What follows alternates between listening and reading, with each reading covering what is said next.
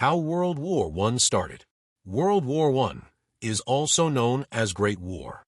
Started in 1914 after the assassination of Archduke Franz Ferdinand of Austria.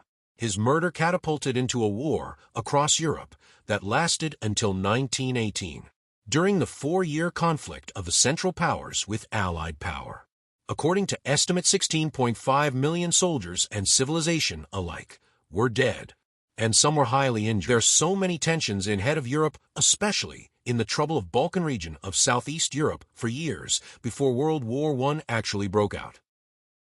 And now I am going to tell you a butterfly effect connected to Archduke Franz Ferdinand. One day he and his wife Sophie were going anywhere, and their driver mistakenly take a left turn, and there was a gangster from Bosnia. When he get chance to shoot, he shoot, and both wife and husband dead. Nation of Franz Ferdinand set of escalating chain of events. Austria-Hungary, like many countries around the world, blamed the Serbian government for the attack and hoped to use the incident as justification for settling the question of Serbian nationalities once and for all. Until now, we are only talking about Europe. Now, I want to say something about Asia while World War I, so let's go. Nearly 2 million Asians came to European battlefield and Middle East during the First World War, from soldiers to factory workers and laborers.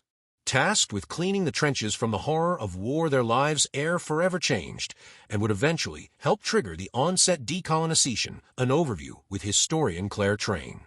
Do you know from which country most people come from? I mean soldiers in Asia. 2 million workers from Africa and Asia. 71% were from Asia, in that most solider came from India, China, Vietnam.